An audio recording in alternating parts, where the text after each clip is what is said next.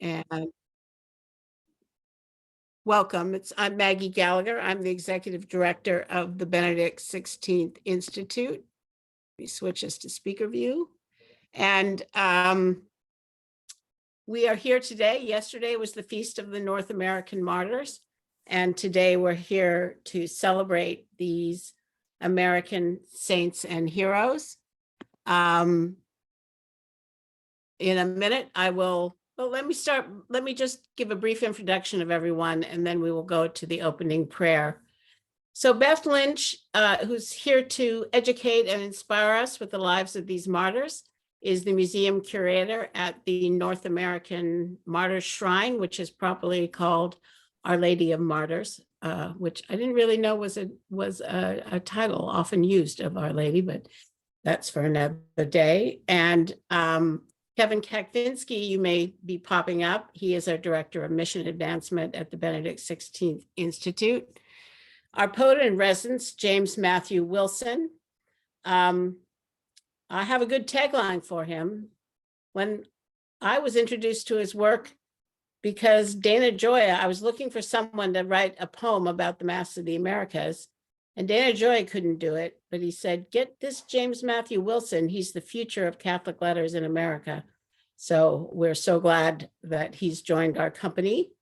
Elisa Vo is a new singer with the Archbishop Scola and other Benedict 16 events and other events, a wonderful singer. And we're so happy that you're joining us. She's going to be singing the Heron Carol. And I did not miss anyone, so that's good.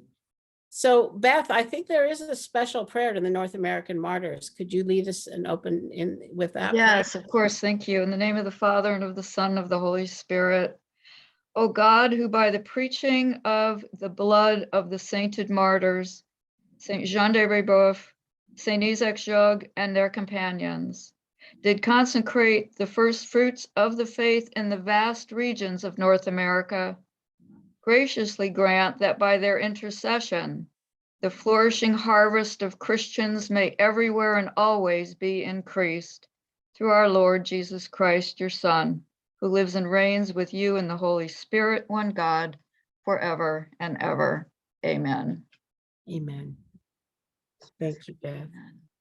So Beth, let's start with you. Oh, first of all, Kevin, can you raise your hands and say hi? I want to make sure everyone knows Kevin, because if you don't know him, you should. He's just the best. Hi, everyone.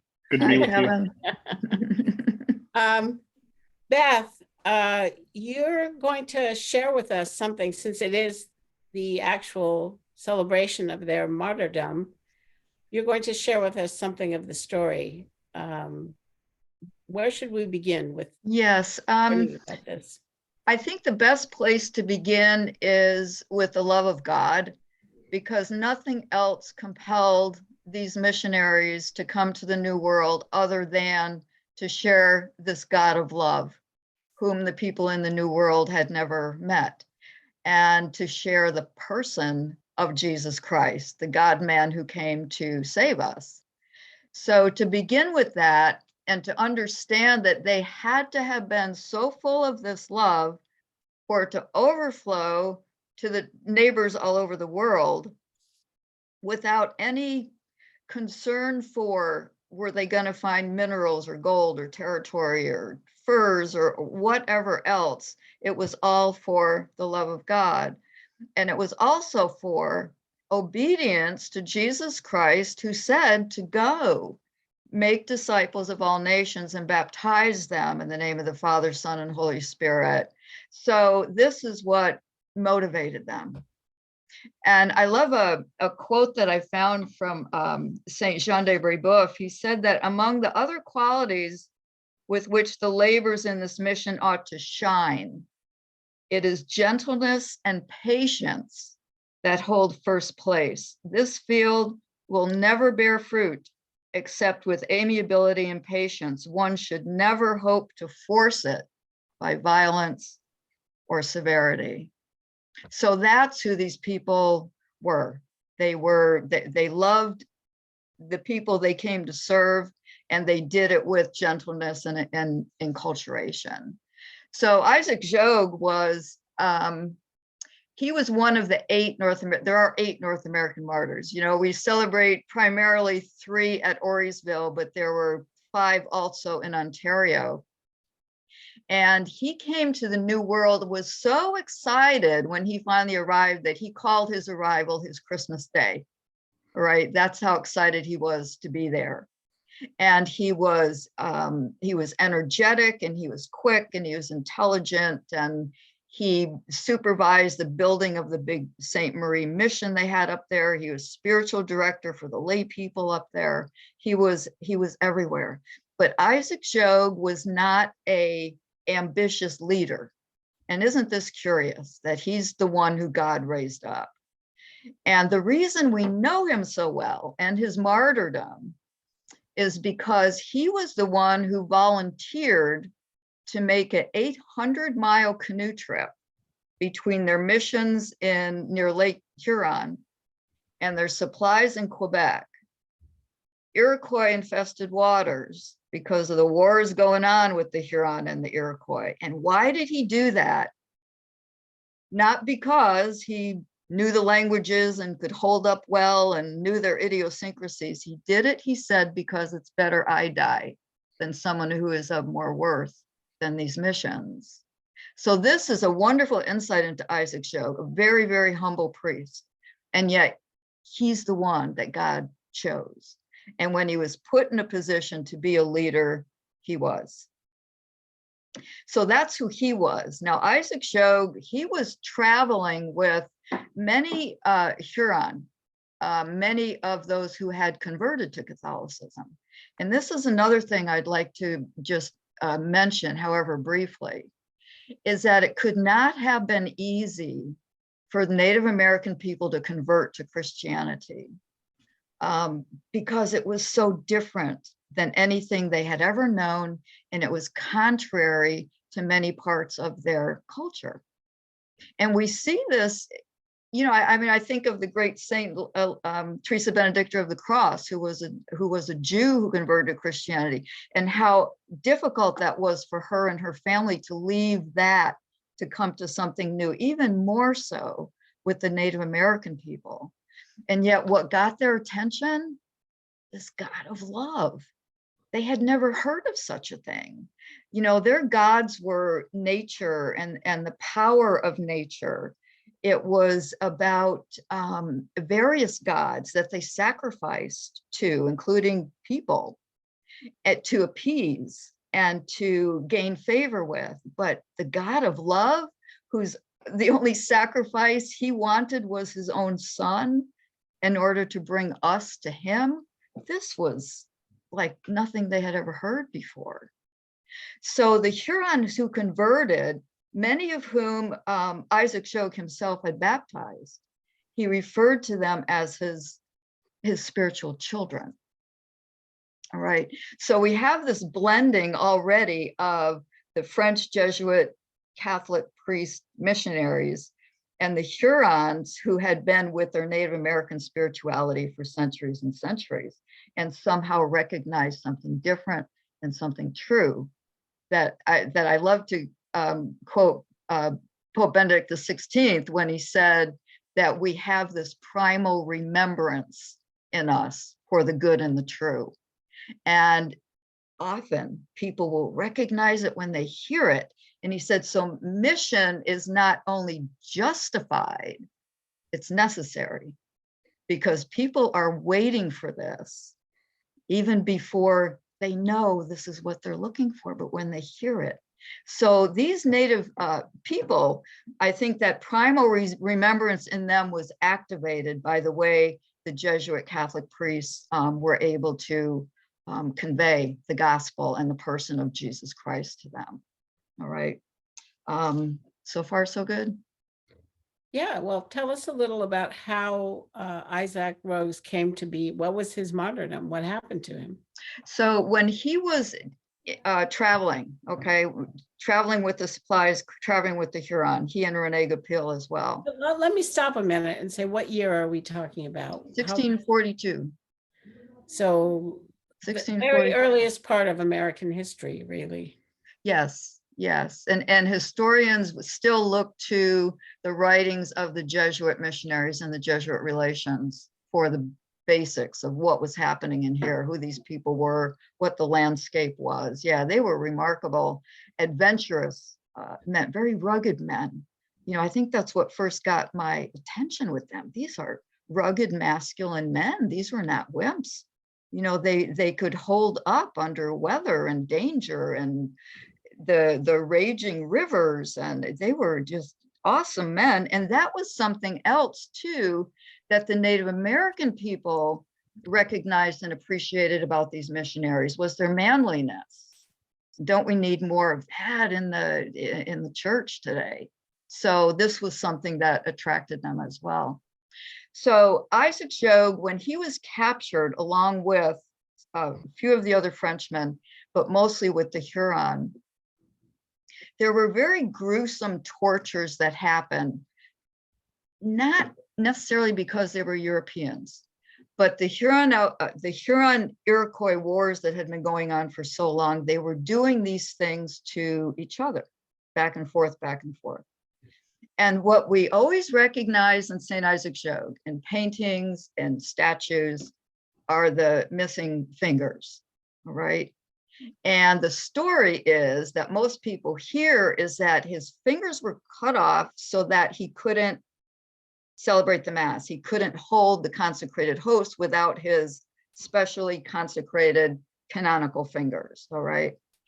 That was true. He couldn't without those fingers, but they did that to all the captives because really, if you can't use your hands, you're helpless. So this was a way to disarm the enemy. So when they were attacked by the Iroquois, the canoes turned over, all their supplies go into the water, what they needed for Mass. There was medicine, there were supplies, there was clothes, everything they needed. The first thing that the Iroquois fall upon are the hands, right? And Isaac Jogues he was a priest, all right? The first thing he thinks of is general absolution, all right? He stands up in the canoe and gives everyone general absolution. One of the stories even is that he scoops up a handful of the St. Lawrence River and baptizes the pilot of the canoe, all right? He was a priest. And he was flung into the reeds. He sees his Huron companions. He sees Rene Goupil, his good friend, being beaten to a pulp and their fingernails torn out. Nobody knew he was there. He could have stayed. He could have escaped, but he was their priest. He wasn't going to desert them. And he actually came forward, his hands up, and pleaded with them, let me join my people. And that's how he was captured as well. His bonding with these people, it also worked the other way. There were those who escaped, and when they turned around, see Father Jogues not running with them, they turn around and come back, right? They were together. They were going to stay together. They were a flock, and he was their father. So on their 2-week journey from the St. Lawrence to what is now the Auriesville Shrine in the Mohawk Valley in central New York, more burning, slashing, dismemberment, just horrific stuff. And when they arrived at the Mohawk River, waded across it and came up the hill into the village, the Assernanon village of where the Mohawks lived, how they were still alive, you know, why they weren't dead of dehydration and septicemia and shock and everything, but they survived more, survived another week of torture, and still lived. So Rene Goupil survive in the village, and they become slaves. So where are the Huron through all of this? There was a huge warrior chief who had been baptized Eustace, and his name, his Huron name was Hehasistare, and he was legendary. He was one who would would paddle his canoe straight head on into a warring Iroquois party. You know, it just didn't faze him. He was big, he was ferocious, he was well known. He could turn over canoes with one hand and had his war club in the other. He was a legend. And when he was one who got away and turned around and came back when he saw Isaac Jogues not with him, because he said, I promised you, Father, I promised you that I would never desert you. Here I am, here I am. And they fell on him, mutilated his hands, tied him up. Isaac Jogues was so overcome with grief at this man's torments that he fell on him weeping. And how do these brave stoic Native Americans react to that? Look at this weak woman. Look at him crying. This is pitiful. And Eustace just stands right up to them. He does not weep for himself. He weeps for my pain and your cruelty. All right. And this story is just shot through with these wonderful anecdotes and how much they loved each other and how much what they did to stay together. All right. Maggie, okay? Yeah. Keep going. Okay. Sure.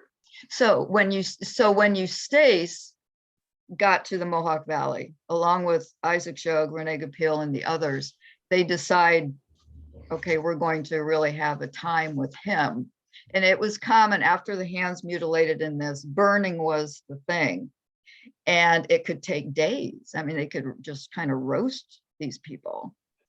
But Eustace, and this is in all his ferocity and his former hatred of this enemy, the Iroquois Mohawk. Okay, the Mohawk were part of the Iroquois. When he was being burned alive, is he calling out his death chant? No. Is he mocking them? No. Is he saying, you wait till my people come back at you, you're going to be sorry, which was the normal way they did things? No. What is he doing? He's telling his other Huron brothers and sisters about to be tortured as well. Don't let this interrupt any peace that might come between our nations and the Iroquois people. It's just like pure Christianity of love of enemy. And that's how he died. After all, the burning didn't kill him. They eventually tomahawked him, cut his throat, cut his head off, and that was the end of it. So Isaac Jogues didn't witness that with his own eyes, but one of the other Frenchmen did, who escaped, wrote it all down. Isn't it amazing we have these stories? And it's because some of these people were able to get away and tell the story. James, I don't know if you want to have any thoughts here. If you've, of course, we're going to hear from you a little bit later, but when did you first hear about St. Isaac Jogues and the North American Martyrs, and what impact did it have on you? Oh gosh, so it would be hard to say for sure, as the story that you've heard probably more times than you want to hear it, is that one of the great blessings of growing up as a Catholic in Michigan was that the history we learned in at St. Thomas Aquinas School was one that was really shaped by continental Catholicism rather than just the United States. And so the first way in which I came to conceive of the land in which I was growing up was it was the place where the French Jesuits were traveling along with the fur trappers or entering into the company of the American Indians and living with them. And that was sort of my first encounter with early American history. That was the first episode of American history for me, even though it was preceded, however narrowly, by the landing at Plymouth Rock. So that was the origin. What I didn't know until this summer was very much about the Native American martyrs, and Beth has just mentioned Eustace or Eustache, and in fact, we'll be hearing my poem later tonight for the North American martyrs, which refers specifically to the Jesuit martyrs. But as you know, my first hope had been to write about the American Indian martyrs. And the thing is, there's so much to still explore about them that I'm not ready to do it yet. But hearing Beth recite this story tonight, I just thought I cannot wait to offer some kind of tribute to Eustace Beautiful. sooner rather than later. Well, you heard it here first tonight. That is going to be an amazing experience. Thank you, James. Does anyone in the audience have any questions or comments, or if you have a relationship with St. Isaac Jogues or one of the other North American martyrs, you can either put something in the chat if it's a question or comment, or you can speak up too. If you aren't too many of you at the same time, it's not necessary. It sounds often people are just having a wonderful experience. So, but I like to make sure we're not leaving anyone out.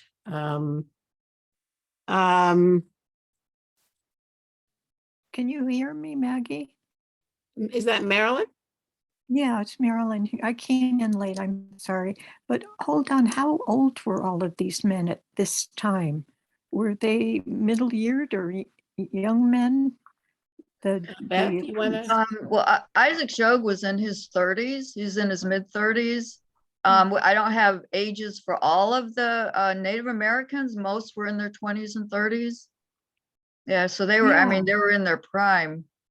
Yeah, you know, it reminds me of that film, The Mission, with the Jesuits in South America, and they go over the falls, you know? Yes, Because yes. yeah, young. I mean, really young, you know, just beginning. Yeah. And the other topic too, that it's just a suggestion, this is an aside, of why the French government got after the Jesuits for 50 years. And a lot of priests will not address that topic, but it might be a good topic for the future, and yet it might not be, you know. And that's all. Yeah, thank you. Yeah, I don't know that much about it. I think it is actually one of the great mysteries why the Jesuits were, like, you know, it comes up in our story of the American Catholic history, because the Franciscans that we know and love in California and elsewhere, who founded the missions, took over from when the Jesuits were abruptly ordered out of the Americas, out of all the regions of Spain, I think. And as far as I know, and I'm not a scholar of this, but when I looked into it from that perspective, it just remains something of a historical mystery why the king did this. But it's true, you have to say, the other thing you think about this, they sailed across the ocean and they were serving these people and building mission churches in Baja California in Mexico. And then they said, okay, you're out of here. And they all just packed up and left. It was a real spectacle of obedience in a way that is also puzzling to me as an American. I think that's the topic.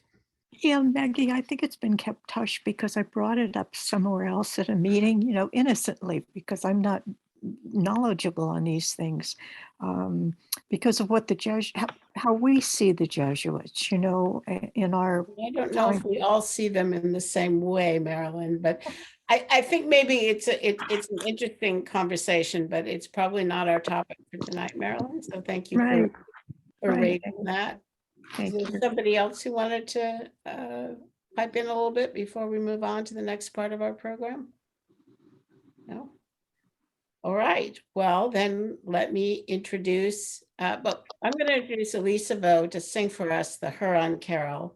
It was composed in 1649, not long before his death, by Saint Jean de Brebeuf in the Wyandotte or Huron language. So the first American Christmas Carol was in one of the Native American languages. And he set it to a French tune, which was a Christmas, I'm not sure it might have just been a folk tune, The Young Girl. It was translated into English, I think, in the early 19th century, and that's the version we're going to hear.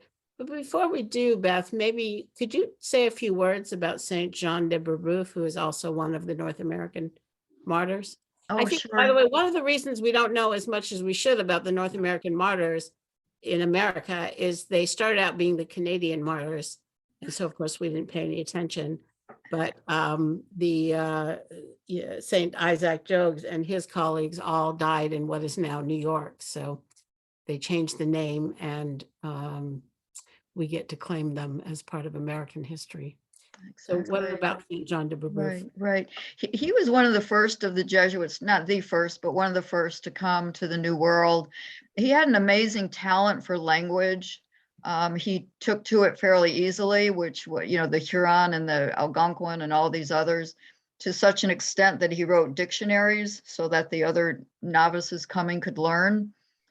He also they were all extremely intelligent, but he recorded much about cultures and the festivals and their concepts that was so hard for the Jesuits to convey because of language problems. They didn't have words for grace and for God and that kind of thing. He was a very large man, and this was one of the reasons that they were very hesitant at first to take him with them from Quebec on that 800-mile trip, because they were afraid he'd go through that little birch bark canoe. And he was strong. And so the name they gave for him was Achan, which means someone who carries the heavy load or the heavy burden. He had a great heart. He had a great love for these people, which I think the Heron Carol is a great example of, that he put himself in the place of the people and of the children, and thinking, how am I going to tell this Christmas story to people who don't know what shepherds are? All right, they didn't have sheep. They didn't know. They don't know what wise men from the East. What is that? It was just, everything was just so different and so foreign. And by doing that, say, okay, how am I going to get my point across? I think that was one of the ways I fell in love with him. It's this great heart that he had and is able to convey this. His was one of the most gruesome martyrdoms, I think, in the history of the church. And it was because he was such a legendary great chief. They considered him a great chief. And they believed that this transfer of power from tribe to tribe, which is why, if you want, what Maggie, do you want one of the gruesome aspects of the martyrdoms tonight?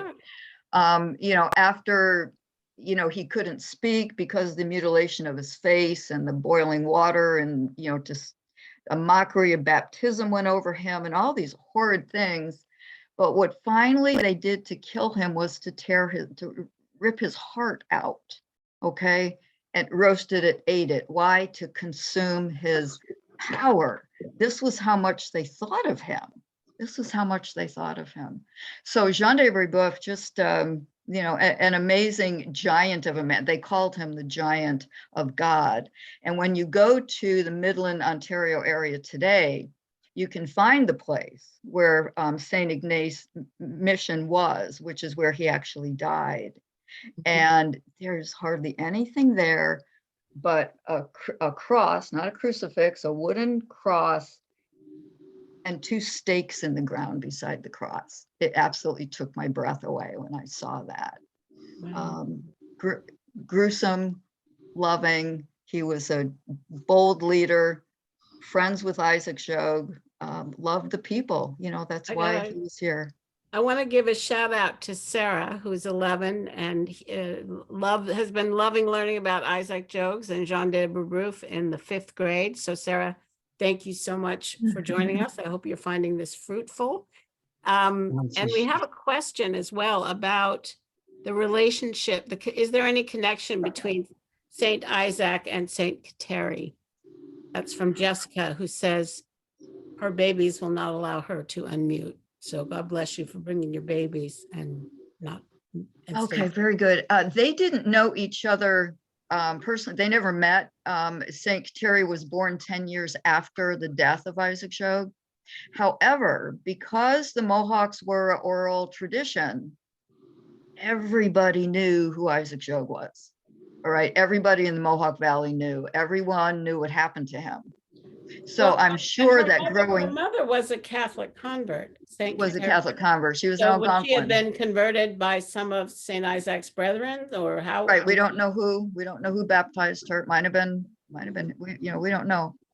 But when she was born 1656, 10 years after his death, and then through the years, she would have heard about him. So did they ever meet? No, not in body, but she certainly knew who he was. And during his year-long captivity in the Mohawk Valley, he would go out into the forest and strip the bark off the trees in the shape of the cross and the name of Jesus.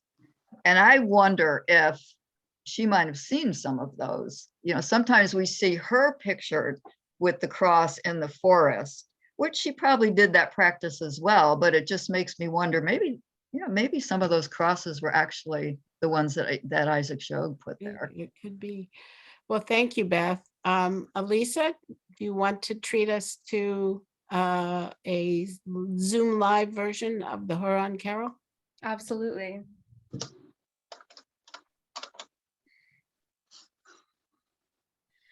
"'Twas in the moon of winter time, when all the birds had fled, that mighty Gitche Manitou sent angel choirs instead. Before the light the stars grew dim, and wandering hunters heard the hymn. Jesus, your King is born, Jesus is born, in excelsis Gloria. Within a lodge of broken bark the tender babe was found, a ragged robe of rabbit skin enwrapped his beauty round. But as the hunter braves grew nigh, the angel's song rang loud and high. Jesus, your kingdom born, Jesus is born, in excelsis Gloria. The earliest moon of winter time is not so round and fair as was the ring of glory on the helpless infant there. The chiefs from far before him knelt, with gifts of fox and beaver pelt. Jesus, your King is born, Jesus is born, in excelsis Gloria. O children of the forest free, O sons of Manitou, the holy child of earth and heaven is born today for you. Come kneel before the radiant boy who brings you beauty, peace, and joy. Jesus, your King is born, Jesus is born, in excelsis Gloria. Well, that was wonderful. Thank you so much, Absolutely. Elisa. I thank you so much. Absolutely. I don't know if Elisa will be staying with us, but let's give her like some thank yous in the chat as something. We can't really all applaud together on Zoom, but we really do appreciate you, Elisa, and that was a treat. Thank you. Thank you so much. I do have to get to a rehearsal, so thank you Okay, so well, much. good. It was great to be on with you. God bless you. Thank Take care. there's a question about from Adriana about a French Jesuit martyr who went back to France and then having been tortured and maimed and then returned back to what they called New France, which is partly America and partly Canada. And I think that's St. Isaac Jogues's story, certainly. I don't know, James, are you familiar with it? Do you want to pop in with that? Yeah, that's the story, is my understanding. He was the story that Beth was telling of his captivity, which was very extended, culminated in his either escaping or being ransomed. I think he escaped to some Dutch traders, and the Dutch eventually took him to New York and then eventually to England. And then he showed up outside the Jesuit college at Rennes in France, that's on the Atlantic coast, if I'm recalling correctly. And they thought he was a beggar at the door. And only gradually did they realize that this was Isaac Jogues, who had been missing for a very long time. And You know what was a very significant part of his return to France, as we are in this Eucharistic revival. He had been without the Eucharist for 17 or 18 months because he could not celebrate the Mass with those severed fingers. And so the first thing he wanted to do when he arrived was to find a church and go to confession and then receive communion. And he wrote about that first time of receiving the communion in all those months, that it was at that moment I began to live again. It was then that I tasted the sweetness of my deliverance. And I think that's just a remarkably powerful and significant quote, especially now when we're trying to re-inspire people about this treasure that we have in the Holy Eucharist. And then, of course, the Pope gave him special dispensation to celebrate the Mass with whatever fingers he was able to manage. yeah, I was going to ask about that. That's, Yeah. by the way, one of our Trish offers a fun fact is that St. John de Brebeuf is the patron saint of the game of lacrosse, because he actually named the game. He told Native Americans that the stick they used in their war games looked like a bishop's crozier or cross, and therefore the name Lacrosse stuck, and also gave birth to a town in Wisconsin. Lacrosse. Is that true? I know nothing about it. Yeah, that's true. Yeah, that's true. We've got an exhibit about that in the museum, and there's still an international Iroquois lacrosse team. I mean, they still really? play. Yeah. Well, this has been awesome. I'm not sure that so there's a comment about Saint Rene Goupil also going back to France and then returning. I don't know that that Isaac is the only Jesuit martyr, but that story about getting the special dispensation to say the Mass with his damaged fingers. So they knew in theory from other stories, but in these cases, and certainly in St. Isaac's cases, he knew exactly what he was offering up to God by returning. Right. That's right. And it comes back to the love that we talked about at the beginning. You know, he came back to the what's now the Orisville Shrine 2 times as a peace ambassador, not once, 2 times. And on that final mission before he left Canada, he had a premonition that he wasn't going to come back. You know, I would go, but I will not return. But let the Lord complete the sacrifice where he began it. And let that little bit of blood I shed in that land be the promise of what I would give from every vein of my body and my heart. Thank you, Beth. This is a very good time. We'll close out our time together. James Matthew Wilson sent me the draft of the poem, I think 2 days ago, and he works on it a little bit more. It's really, James, I just found it very stunning. So I don't know if you want to say a few things before you read and then read, or would you like to go right to it?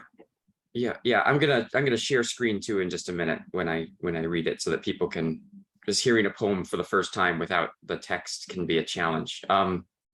Yes. So that's I was thinking as we were hearing Beth recite the history of Jogues and the other Jesuits, of how one of the great blessings for me as a poet is I get a sort of North American equivalent of what Shakespeare found in Hollinshead Chronicles of England and in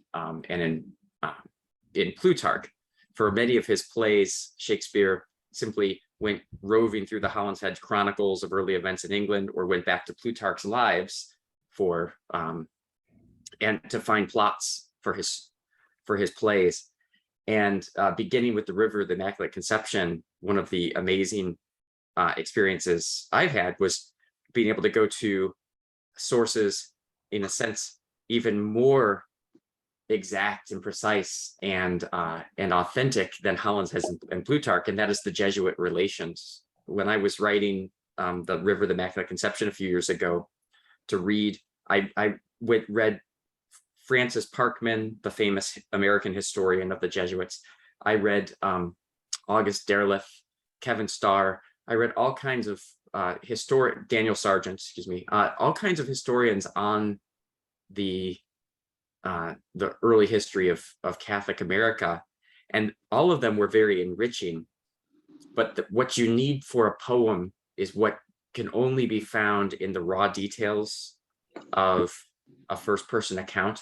And so how amazing it was to read, in this case, about Father Marquette, and get just the kind of details I needed, such as that as their canoe went down the Minnesäking River towards Illinois, that the wild rice grains would brush against the side of the canoe and fall into and fill the canoe with the wild rice. And we find in Marquette's account of his exploration of the Mississippi, the first time he'd ever seen a buffalo, the first time he'd ever seen a river sturgeon, which leapt up and slapped itself against the side of the canoe. Just these precise details that convey the wonder and the just raw awesomeness of what it must have been to enter into this empty, silent land and to bear witness to it. And it was one of the great thrills in preparing this poem in memory of the North American martyrs, to go back through the Jesuit relations, of which there is so much abundant material on Father Jogues and on Brebeuf, including, as you'll hear in just a moment, one of the earlier entries in the Jesuit relations pertaining to Brebeuf is his instructions to his fellow priests and missionaries. So I'll just say one more word about the poem. I try to make sure that all of my poems are different and doing something different. So if anybody was here in the spring for the program we did for St. Junipero Serra, it was my goal there to write a poem that was really a prayer that consisted mostly of the words that Saint Serra himself could have recited, and so it was deliberately a prayer rather than a narrative. But I so much wanted to recover some of the history of these martyrs, but without doing a narrative poem as I did for Father Marquette. And so this poem's somewhere between prayer and history, poem and history, and it's written in, and I'll go ahead and show this to you now. It's written, where is it? There it is. It's written in a form that it's a pseudo-Sapphic. The Sapphic stanza is a stanza that comes to us from the ancient Greek poet Sappho. Whenever I've used it over the years, I use it for poems that are more discursive. So if anybody's complaining about the lack of rhyme, that's just because the Sapphic stanza doesn't use rhyme. It's just metered. But I'll go ahead and read the poem. And I'm going to try to not interrupt my reading as I scroll down, just so you can have the text before you. In the memory of the North American martyrs. 12 years before his death, Père Jean Brebeuf wrote out instructions for his fellow priests and missionaries for their life among the Huron people. Have true affection for them first, he said. for they, as you, are ransomed by the blood of Christ. Accept without complaint their cornmeal, however tasteless. Keep in your pockets beads, yambettes, and fish hooks for barter with the other tribes you'll meet. And during portage, carry what you can, if just a kettle. And yet the best equipment you can bear is silence. Seat yourself in the canoe and speak no word, but churn your oar in silence as they will do. How else address the great sky's open vault, above the river gliding its swift current? How else to greet the banks obscure with shadows of fir and spruce? How else perceive the plies of ice on ice, extending brightness on dark water? How else to receive the snow whose soundless fall will transform all? There is a silence to that wilderness that needs no word of ours, an emptiness that does not ask for gift of tongue or lip, but our whole lives, and waits with frigid clarity upon the naked boughs, much like the Saturday between the hour of Christ's death and that in which he rose. But Hurons have as well another reason for quiet, as their eyes survey the shoreline for prints in mud, their ears strain for the sounds of cracking branches. They know what force could lie around each bend. They feel the forest as it holds its breath before the rage of musket ball, the cry of bow and axe. And so the brethren listened, Joe, Goupil, Danielle, and Lalemant. They took their posts in birch canoes with feet bare, cassocks tucked, and prayers turned inward. They waited for the hour to break the silence, if only with their halting Huron speech, to tell these people of the woods there was a God who loved them. They knew before their craft slipped from the shore, their lives would pass away in that great silence, that some, invited to a feast, would have their skulls split wide. That captured, Jogue would feel his nails pulled out, his fingers chewed to stubs by Iroquois teeth. That those who beat and stripped him would be those he'd vowed to love. And that Brebeuf would feel the Iroquois cudgel upon his head, their lashes on his back, a traitorous Huron raise a boiling kettle to baptize him. As he leaned heavy on the post that held him and watched the flames consume the mission church, he never ceased to fill the wilderness with praise to God. And even as they took his tongue and lips and cooked his skin before his eyes, he called out to the ones who tortured him the glory of their salvation. For my part, when I think of Jogue's torn hands, Brebeuf kept wakeful through his mutilation and praising, though even some he baptized now ate his flesh. I long to feel the blaze of righteous gunfire, to hear a clamor of French arms descend to save those priests and punish those who took such cruel pleasures. I want the wilderness itself to speak, the rivers to rise up and swallow all, the trees to bend and break their bonds, and sunlight to crown their heads. But that's not what Brebeuf or Jogue desired, who came to walk along the Huron paths and dwell within their villages and join them in their suffering. And though the Iroquois soon scattered all, the priests remained to carry their own weight, to speak of Christ and love them as Christ did these brethren.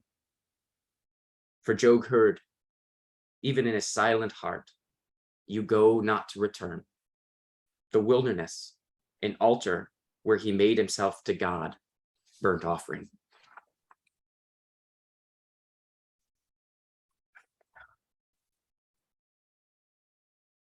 Wow. Thank you, James. Thank you. There's something that poetry does that nothing else can do. You've probably thought a lot about that. What only poetry can do. We're getting a lot of praise, amazing, profound.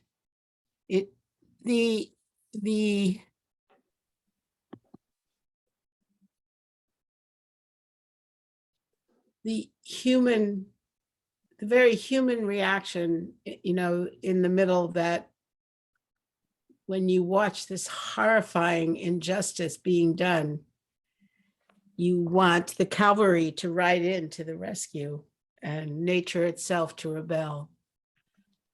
Saints are very strange. I know, the strangeness of being. Thank you. Thank you for that. The students in my MFA program this summer, when we all gathered in Houston, read the wonderful Japanese novel Endo's Silence, which is about the Jesuit mission to Japan. And one of the things that Endo does to add drama to the narrative is the main Jesuit, Rodrigue, is perpetually asking God to end his silence. He wants glamour and glory. He's happy with martyring himself, but he wants it. He wants to feel the glory. And becoming as close as I've gotten to grow to Isaac Jogues and Jean Brébeuf the last couple of months, encountering their own writings and reading them, that is not what they asked. They knew the people who were torturing them were the ones for whom they had come. And they knew it. They did not occasionally think it in their sentimental and happy moments when all was well. Right. They felt it when they were being tortured. And when Isaac Jogues was engaged in peace conferences in Montreal and at Orisville, he again was encountering those people who had chewed his fingers off. Yeah, amazing, amazing man. Well, I want to thank all of you for being here, but also everyone who just put some remarks in the chat room for James. Kevin, before we sign off, could you copy those so we can make sure James gets a chance to enjoy his hard-won beauty and how much it moved us all? Beth, thank you. It was great to have you again, and on this great day in the calendar of the Catholic Church and in our own life as a nation. If the Archbishop was here, we would go out with a second prayer, but I think the only thing I would like to say, in addition to thanking you all for being here and for participating in this community, is that on October 23rd, just a few days ahead, we are going to be doing a tour of the Mission San Juan Capistrano on the feast of Don Capistrano, who's not your typical Franciscan saint, a soldier saint. And it includes the Sarah Chapel, which was rediscovered, where he actually said Mass. And Amy Giuliano will be offering us the amazing 3D digital recording that she did. We tried this once and we failed because our museum curator had terrible internet. So we're pretty sure that if you come back this time, you'll have a very good experience of Mission San Juan Capistrano. And then on November 4th, we will go to the Carmel Mission, which is where Saint Junipero Serra is buried, where his body lies. So thanks again, and take care of yourself, and God bless you and keep you always close to the heart of Jesus Christ. Amen. Thank you.